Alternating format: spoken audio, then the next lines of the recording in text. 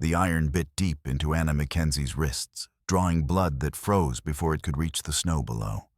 9 years old and barely alive, she pressed her face against the wooden fence post and tried to call for help, but the Wyoming blizzard swallowed her voice completely. Through chattering teeth, she whispered the words her mother used to say during thunderstorms. "Be brave, little star. Mama's watching over you." But Mama couldn't help her now. Neither could Papa. They'd been dead 2 years, taken by the fever that swept through their small homestead. Now Anna belonged to the Hardwicks, or so the territorial court had decided when they'd presented themselves as God-fearing folk willing to take in an orphan child. What the court hadn't known was what Martha Hardwick had discovered 6 months ago while going through Anna's meager possessions. Hidden in a worn Bible were legal documents that made Anna's heart race with hope and Martha's heart burn with greed. Anna Mackenzie wasn't just another mouth to feed. She was the sole heir to nearly $3,000 of fortune in territorial bank trust waiting for her 18th birthday. Martha had been planning Anna's death ever since. Inside the glowing warmth of the homestead, the Hardwick family gathered around their fire, while Anna froze outside. Samuel Hardwick slouched in his chair, whiskey bottle empty at his feet, snoring through his drunken stupor. Martha sat mending clothes, her needle moving with mechanical precision as she calculated how long it would take for a 9-year-old to freeze to death in this storm. At the kitchen table, her 3 sons played cards by lamplight. Ben, the eldest, at 23, was built like his father, but mean like his mother. Joe, 21, had always been the reluctant one, asking too many questions and showing too much conscience for Martha's liking. Little Pete, barely 18, did whatever his mother told him without question. "Shouldn't we check on the girl?" Joe asked during a lull in the wind. His cards lay forgotten as he glanced toward the frost-covered window. "It's been hours, Ma. Even for punishment, this seems..." The girl brought this on herself. Martha interrupted, not looking up from her sewing. Breaking that milk jug was the final straw. Maybe God's winter will teach her some respect for the little we have. But Joe had been listening to his mother's whispered conversations with Ben for weeks. References to the bank trust and when Anna's gone, and our chance for a better life. Tonight, pieces were falling into place in his mind, creating a picture that made his stomach turn. "Ma, exactly how long are we planning to leave her out there?" Martha's needle paused. "Until she learns her lesson. And if she freezes..." The silence stretched long enough for Pete to look up from his cards. Ben smiled coldly, understanding perfectly what his mother intended. But Joe's face had gone pale. "Ma, you can't mean..." "I mean, that girl has brought us nothing but bad luck since she arrived." Martha snapped. "Our livestock dying, crops failing, nothing but misfortune. Some folks might say that's not coincidence." What Martha didn't say aloud was the truth. Anna wasn't cursed. She was worth $3,000 that would legally belong to the Hardwicks if she died before reaching majority. The letter Martha had drafted to the territorial bank was hidden beneath her mattress, claiming Anna Mackenzie had tragically perished in a blizzard accident. All she needed was a frozen corpse to make the story believable. Outside, Anna's strength was fading fast. Hypothermia crept through her small body like poison, shutting down her circulation and clouding her thoughts. She tried to remember her father's stories about surviving harsh winters, but the cold was stealing her ability to think clearly. Her dress, thin and patched, offered no protection against the wind that drove needle-sharp snow into every fold of fabric. From the pine trees beyond the barn, Taza watched the scene with growing fury. The 26-year-old Apache warrior had been traveling home from a hunting expedition when the storm forced him to seek shelter. What had drawn him toward this homestead was the sound of crying, faint but persistent beneath the wind's howl. Taza had learned English from traders, and missionaries had heard stories about Anna Mackenzie from travelers passing through Apache territory. Her parents had been fair dealers who treated all people with respect, regardless of their race. When fever claimed them, The Hardwick family had taken her in with great show of Christian charity. But the evidence of their true nature was chained to a fence post, slowly freezing to death in the storm. The sight triggered memories Taza had carried for 19 years. His sister Little Deer had been 7 when sickness swept through their village. The white authorities had medicine that could have saved her, but Apache children weren't allowed access to the territorial doctor. Taza had watched his sister waste away, while help was deliberately withheld, her small body growing weaker each day, until death finally claimed her. He'd sworn that night to never again stand by while a child suffered and died when he had the power to help. Anna's head rolled forward, her chin touching her chest. Her legs gave out completely, sending her crashing face first into the growing snowdrift around the fence post. The impact shocked a weak cry from her throat, barely audible, but enough to reach Taza's trained ears. He moved without hesitation, his moccasined feet silent on the packed snow. Years of warfare and hunting had taught him to read terrain instantly, to find concealment where others saw only open ground. The barn provided cover for most of his approach, but the final stretch to Anna would leave him completely exposed. Kneeling beside her, Taza assessed her condition with a warrior's eye for injury. Severe hypothermia had set in, evidenced by her blue lips and glassy stare. Malnutrition that clearly predated tonight's punishment had left her thin as a scarecrow. The iron manacles had cut deep into her wrists. An infection was already setting in around the wounds. "Don't be afraid," he whispered in careful English. "I'm going to help you." Anna's eyes struggled to focus on his face. She'd never seen an Apache warrior before, but fear required energy she no longer possessed. Instead, something stirred in her chest that she hadn't felt in 2 years, hope. The manacles were secured with heavy padlocks, but Taza's attention fixed on the fence post itself. Weather and neglect had loosened several nails near the base, creating weak points he could exploit with his hunting knife, and a fist-sized stone half buried in the snow. Behind him, the Hardwick's guard dog stirred in its makeshift shelter near the porch. The massive animal was part mastiff, part wolf, bred for size and aggression. It had been sleeping deeply, but Taza's unfamiliar scent finally penetrated its consciousness. The dog exploded from its shelter like a cannonball, 160 pounds of muscle and fury aimed directly at Taza's throat. He rolled sideways at the last instant, feeling teeth snap closed inches from his face, then came up with his knife ready. The animal landed hard, but recovered instantly, circling with yellow eyes fixed on Taza. Saliva dripped from its jaws, freezing into icicles before hitting the ground. It feinted left, then lunged right, trying to confuse its prey. Taza had hunted wolves since childhood. He knew their tactics, their strengths, their weaknesses. When the dog committed to its attack, he was ready. The animal's jaws clamped down on his left forearm with crushing force teeth sinking deep enough to scrape bone. White-hot agony shot up to his shoulder, but Taza forced himself to remain calm. He brought his knee up hard into the dog's ribs, feeling something crack under the impact. The dog yelped, but didn't release its grip. Taza drove his elbow into its skull twice, 3 times, until it loosened enough for him to wrench free. Blood poured from the punctures in his arm, steaming where it hit the snow and leaving a bright red trail. The animal prepared for another attack. Hackles raised, growling low in its throat. But the broken rib had slowed it down, and Taza could see pain in its movements. He feinted with his knife, then grabbed the stone he'd spotted earlier and brought it down hard on the back of the dog's skull when it lunged again. The beast dropped like a felled tree and lay still, breathing, but unconscious. Taza had no quarrel with animals forced to serve evil men, but he couldn't afford mercy if it meant Anna's death. Anna had heard the commotion and was trying to turn toward the sound, but the chains held her fast. Her eyes were clearer now. The noise and movement had shocked some awareness back into her hypothermia-clouded mind. Almost there. Taza muttered, ignoring the throbbing in his wounded arm as he resumed work on the metal rings. Sweat froze on his forehead despite the bitter cold.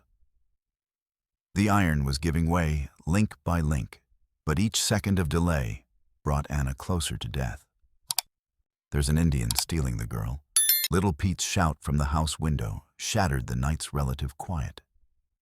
The youngest Hardwick's son had wandered to look outside and spotted movement by the fence post. Through the poor visibility and swirling snow, all he could make out was a dark figure bending over Anna. The family exploded into deadly motion. Ben grabbed his rifle from above the fireplace while Joe and Pete went for pistols. Martha shook Samuel awake with violent urgency, screaming about raiders and kidnappers. Within seconds, our 4 men were armed and heading for the door. "Run," Taza told Anna as the final link snapped free. But her legs buckled when she tried to stand. Hours of exposure had left her muscles cramped and useless, her nervous system shutting down from hypothermia. Taza scooped her up just as the front door burst open. Gunfire erupted immediately. The Hardwicks shot first and asked questions of corpses. A rifle ball whistled past Taza's ear so close he felt its wind. He zigzagged toward the barn, using his knowledge of terrain and weather to stay ahead of their aim. Anna's weight was negligible. Months of poor feeding had reduced her to skin and bones, but his wounded arm made every step agony. Another shot boomed behind them, and this time Ben's aim found its mark. The bullet caught Taza high in the right shoulder blade, spinning him half around and nearly dropping him to his knees. Pain exploded across his back like liquid fire, but adrenaline kept him moving long enough to reach the barn's shelter. "Don't let him get away." Martha's voice cut through the storm like a blade. "If he takes her, we lose everything." The words confirmed what Taza had suspected. This wasn't about protecting property or punishing misbehavior. It was about money. The Hardwicks wanted Anna dead, and they'd kill anyone who interfered with their financial plans. He leaned against the barn wall, fighting waves of dizziness from blood loss. His shoulder burned like someone had stuck a hot poker between his ribs, and his left arm continued bleeding from the dog attack. But Anna was more alert now with the movement and danger, helping to clear her hypothermia-clouded mind. "They want me to die," she whispered, tears freezing on her dirt-stained cheeks. "I heard Mrs. Hardwick talking to Ben about my papa's money. They think I don't understand, but I know what money is." Taza nodded grimly. "They won't get it, I promise you that." The Hardwicks were spreading out, trying to surround the barn. Taza could hear them calling to each other through the wind, coordinating their movements with the efficiency of men who knew every inch of their own land. "Ben, take the north side," Martha shouted. "Joe, circle around back. Pete, watch the door." They weren't skilled trackers, but they had numbers and local knowledge. Taza needed to get Anna away from this place, but the storm was intensifying. Visibility was down to arm's length, and the temperature kept dropping. In her weakened condition, Anna wouldn't survive much longer in the open. That was when he spotted the old woodshed tucked among the pine trees behind the barn. It looked abandoned, but structurally sound, exactly what they needed for temporary shelter. "Can you hold on to me?" he asked Anna. She nodded weakly and wrapped her thin arms around his neck, her grip surprisingly strong for someone so close to death. Taza took a deep breath, steadied himself against the barn wall, and sprinted for the tree line. The Hardwicks saw him go and gave chase. But the storm worked against them now. Their shouts were swallowed by the howling wind, and their shots went wide in the impossible visibility. By the time they reached the trees, Taza and Anna had vanished into the swirling white darkness.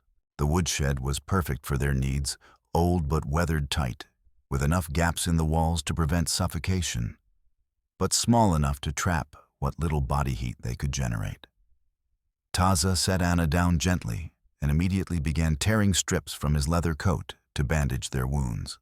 Feeling began returning to Anna's extremities as the shelter protected her from the wind, bringing with it the sharp pain of restored circulation.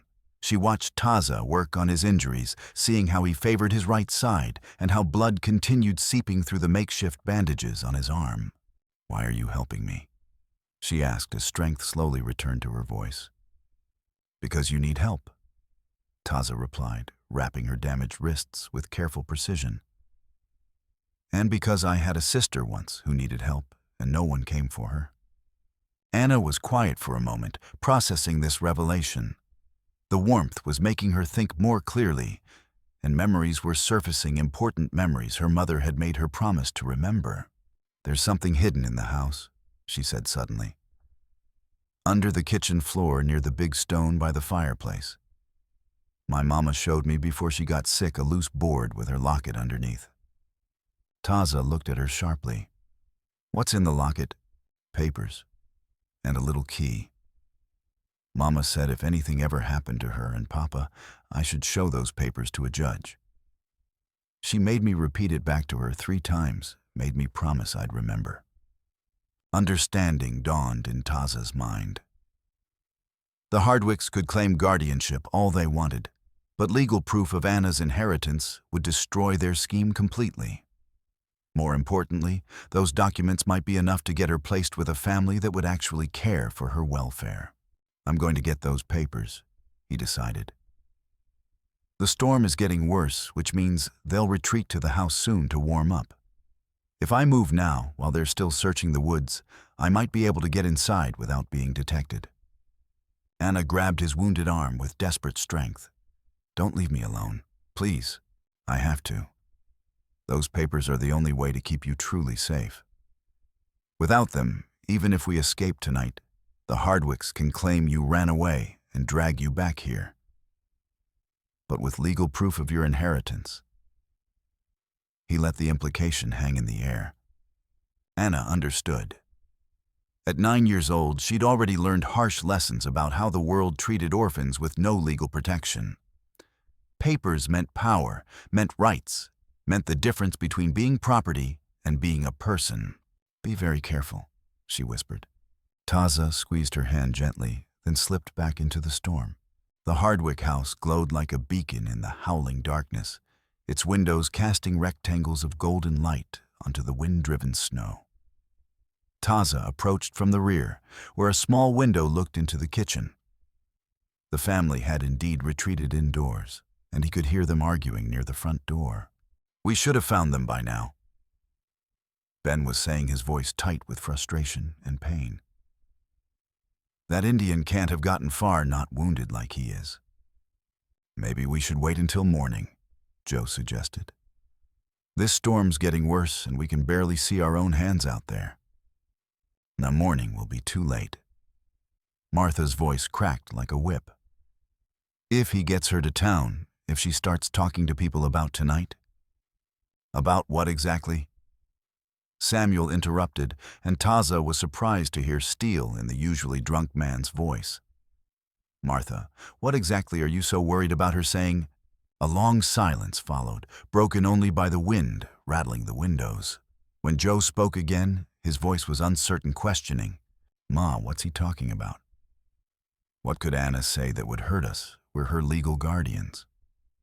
Nothing, Martha said quickly. Just, people might get the wrong impression about her punishment. It could reflect poorly on our family's reputation. But Joe wasn't satisfied. That's not what you told Ben last week. I heard you talking about the bank, about money, about what would happen if Anna had an accident. You don't know what you heard, Martha snapped. I know what I heard, Joe pressed. Something about a trust fund, about inheritance money that would come to us if Anna died. The silence that followed was deafening. Pete's chair scraped against the floor as he turned to stare at his mother. Even Samuel was looking at his wife with growing alarm. Martha. Samuel said slowly, please tell me you didn't chain that child outside to die for money. Taza used their distraction to work at the kitchen window. The frame was warped from years of weather, and careful pressure opened it wide enough for him to slip through without making noise. The kitchen was warm and inviting, filled with the smells of cooking and comfort that stood in sharp contrast to the hell they'd created outside. Taza moved quickly to the area Anna had described, running his hands along the floorboards near the large stone that served as part of the fireplace foundation. They're a board that shifted under pressure just as Anna had said. He pried it up with his knife blade, revealing a small hollow underneath. Inside was exactly what she'd promised, a leather pouch containing a silver locket on a thin chain. Even in the poor light, Taza could make out the importance of what he'd found. The locket opened to reveal folded legal documents, the last will and testament of Thomas Mackenzie, properly witnessed, and legally binding, naming Anna Mackenzie as sole beneficiary of his estate. The tiny key that came with it would unlock whatever bank box or trust account held the actual inheritance. But there was more. At the bottom of the hollow, Taza found something Anna hadn't known about: a letter in Martha Hardwick's handwriting, addressed to the Territorial Bank. It was clearly a draft, never sent, claiming that Anna Mackenzie had died in a tragic blizzard accident and requesting immediate transfer of her inheritance to her legal guardians. The date on the letter was 3 weeks old. This murder had been planned long before tonight's punishment. But the most damning evidence was what he found next: a small leather journal, also in Martha's handwriting, detailing various methods for eliminating Anna while making it look accidental. Drowning during a river crossing, a fall from a horse while doing chores, a fire in the barn while Anna slept in the hayloft. Page after page of calculated murder plans, each more elaborate than the last. "What the hell are you doing in my kitchen?" Taza spun to find Ben Hardwick standing in the doorway, rifle raised but wavering slightly. The young man's face was pale with blood loss from their earlier encounter with the dog, and his hands shook with cold and rage. "Thief, murderer, you killed our dog and burned down our barn." Ben pulled the trigger, but his weakened condition and the rifle's cold metal conspired against accuracy. The shot went wide, splintering the window frame behind Taza and letting in a gust of frozen air. Taza lunged forward as Ben fumbled to reload, tackling him around the waist. They crashed into the kitchen table with tremendous force, scattering dishes and sending a large bottle of cooking oil flying across the floor. The oil spread in a slippery pool, making footing treacherous for both men. Ben was younger and heavier, but Taza had the advantages of desperation and warrior training. He drove his knee into Ben's solar plexus, doubling him over with a whoosh of expelled air, then twisted the rifle away from his grasp. But Ben recovered faster than expected, his hand closing around Taza's throat like a vice. "You should have minded your own business, Apache." Ben's grip tightened, cutting off Taza's air supply. Black spots danced at the edges of his vision as he struggled for breath. His wounded shoulder screamed in agony as Ben pressed his advantage, using his weight to pin Taza against the oil-slicked floor. Taza's hand found his knife handle. He drew it smoothly and slashed across Ben's thigh, not deep enough for permanent damage, but more than sufficient to make him scream and release his grip. Ben rolled away, clutching his bleeding leg, but their struggle had knocked over the oil lamp that had been sitting on the table.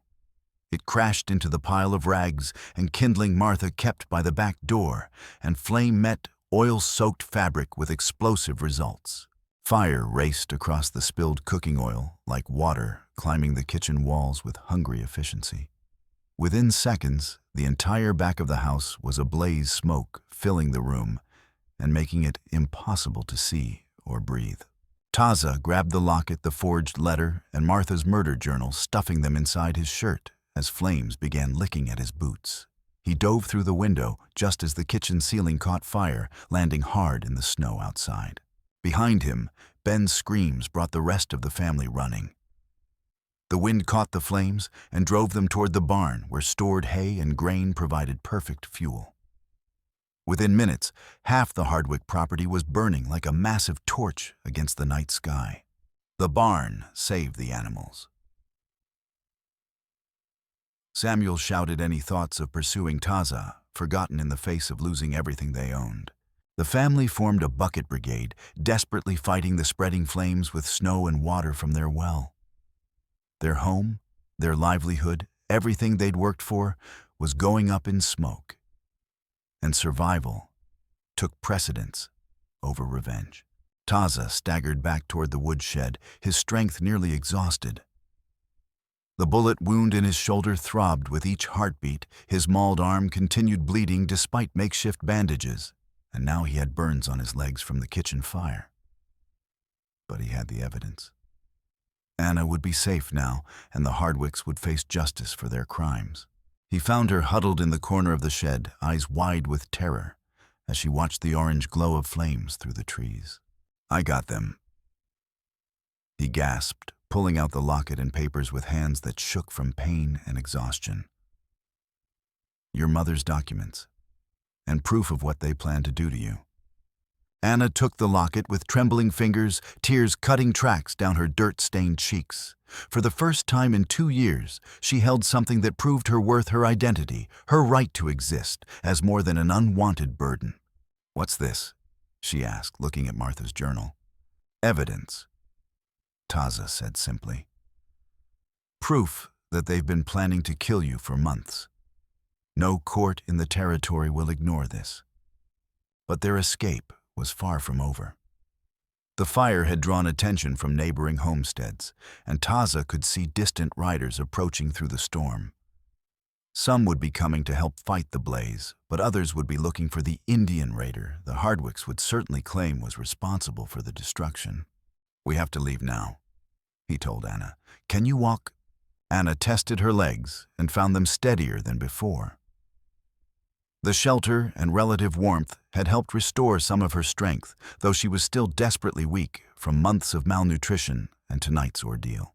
"Where are we going?" "There's a railroad line about 2 miles north of here. If we can reach it, we can follow the tracks to the nearest town." They slipped out of the woodshed and back into the storm. Behind them, the Hardwick property burned like a funeral pyre, casting wild shadows that danced and twisted against the white darkness. Ahead lay the most dangerous part of their journey, 2 miles through a Wyoming blizzard with Taza bleeding from multiple wounds and Anna barely strong enough to walk. The trek was a nightmare of cold pain and exhaustion.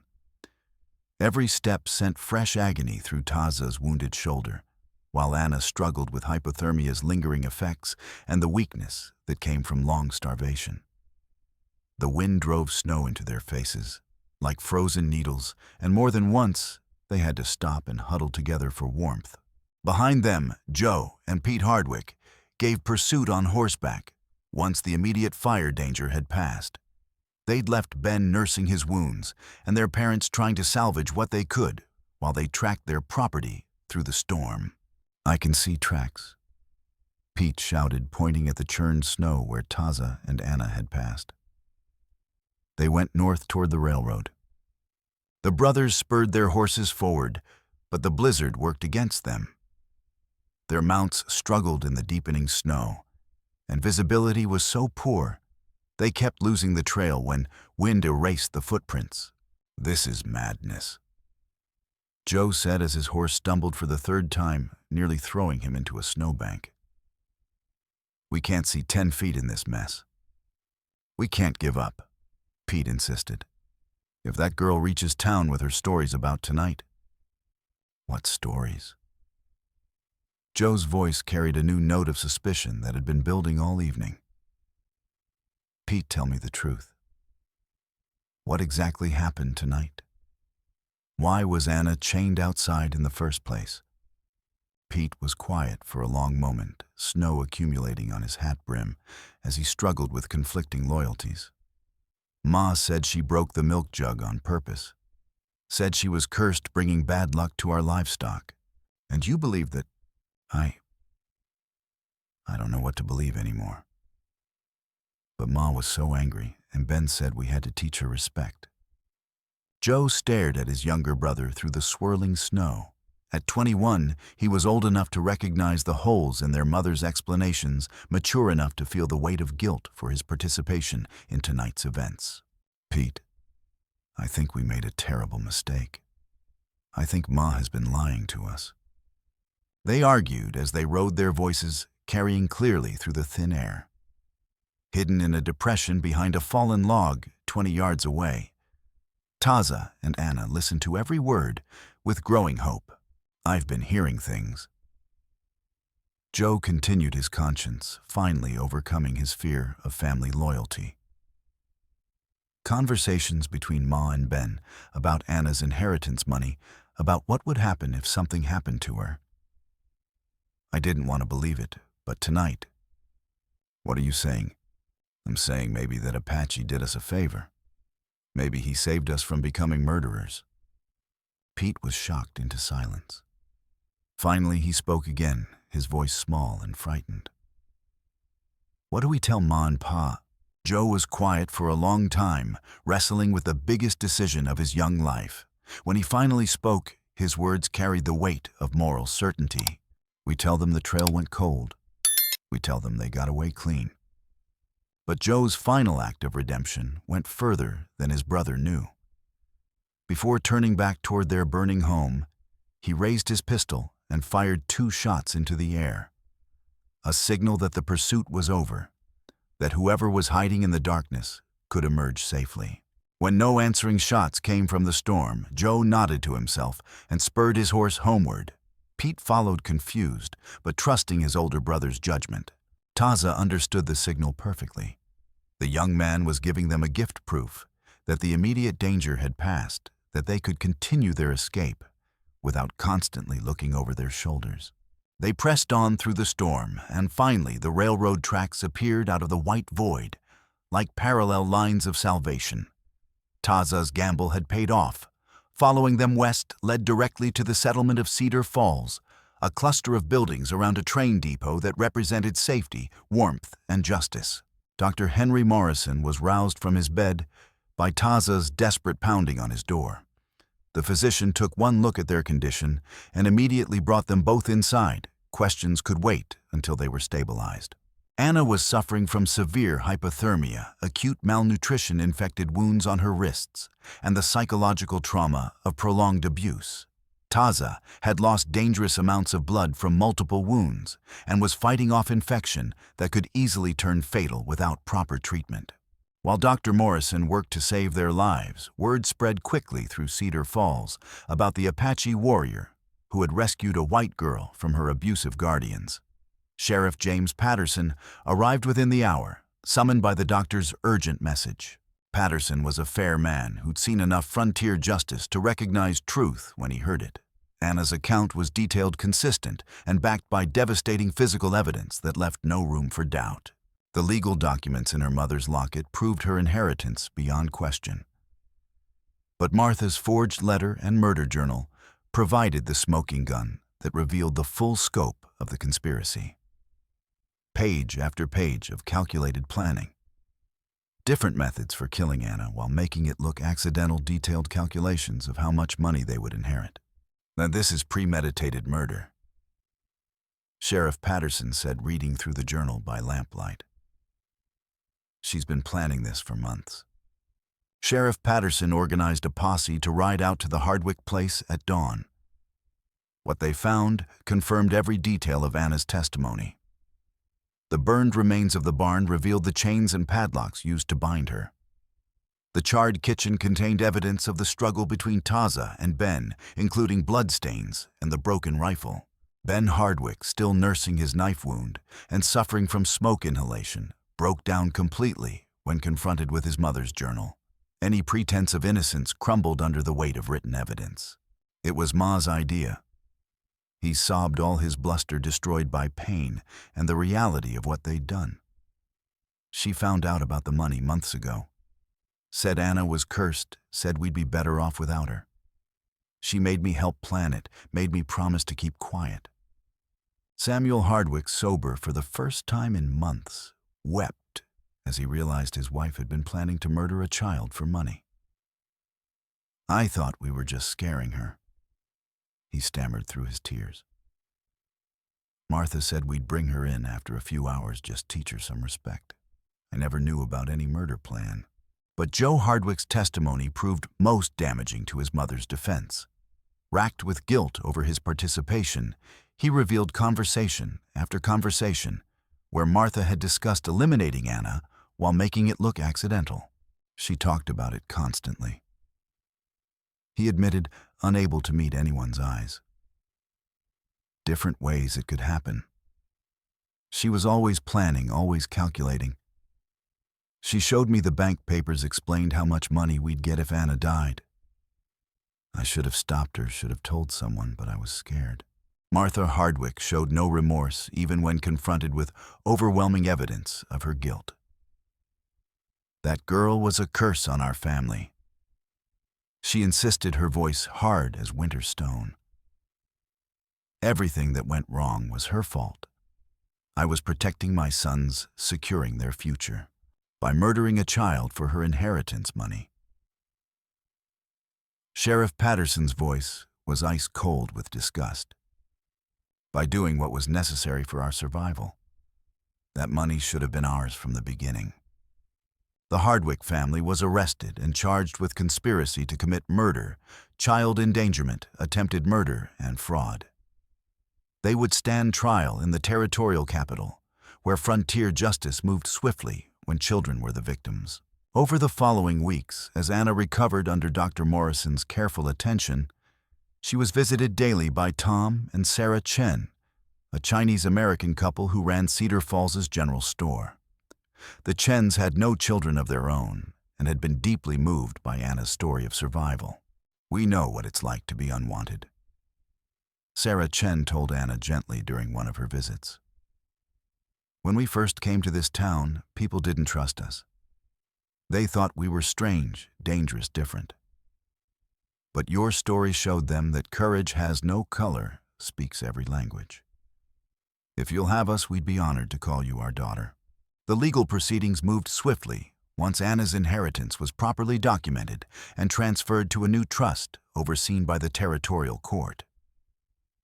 The amount was even larger than Martha had realized, nearly $4,000, enough to ensure Anna's education, secure her future, and provide comfortable support for any family willing to raise her with genuine love.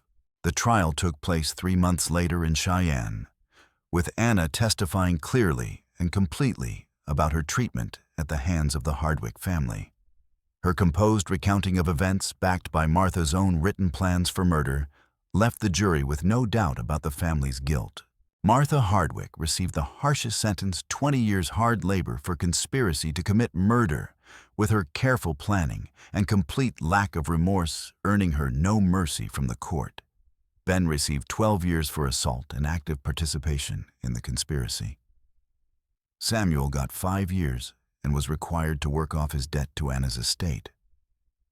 Pete, as a minor who had shown genuine remorse, was sentenced to reform school until his 21st birthday. Joe Hardwick received the most lenient sentence, 1 year in territorial prison, plus community service, in recognition of his cooperation with authorities and his ultimate decision to abandon the pursuit that night in the storm. His testimony had been crucial in securing convictions for the others. "Your Honor," Joe said when given a chance to address the court, "I know what we did was unforgivable. I should have stopped. My mother should have protected Anna from the beginning. I'll carry that guilt for the rest of my life. But I want Anna to know that not everyone in my family wanted her to die. I'm sorry it took me so long to find the courage to do what was right." Anna, now healthy and strong under the Chen's loving care, stood to address Joe directly. "Thank you for letting us go that night. Without your help, we might not have made it to town." The adoption was formalized that same week, making Anna officially Anna Chen and giving her the loving family she'd been denied for so long. The Chens used a portion of Anna's inheritance to expand their store and build a proper school for Cedar Falls, ensuring that other children in the community would have opportunities Anna had been denied during her time with the Hardwicks. Taza remained in Cedar Falls through the spring, recovering from his wounds and serving as an unofficial ambassador between the Apache tribes and the growing settlement. His reputation as Anna's savior had opened doors that had been closed to his people for decades. The story spread throughout Wyoming territory, carried by railroad workers, traders, and travelers. An Apache warrior who had risked everything to save a white girl from her murderous guardians. It was the kind of tale that challenged people's assumptions about race honor and heroism. On a warm morning in May, as wildflowers began blooming in the meadows around Cedar Falls, Taza prepared to return to his tribe. Anna ran to where he stood beside his horse, checking his pack one final time. "Will I ever see you again?" she asked, fighting back tears. Taza knelt to her level, his weathered face kind but serious. "The world is smaller than you think, little sister. Our paths will cross again when we both need it most." He reached into his pack and withdrew a small carved wooden horse no bigger than her palm.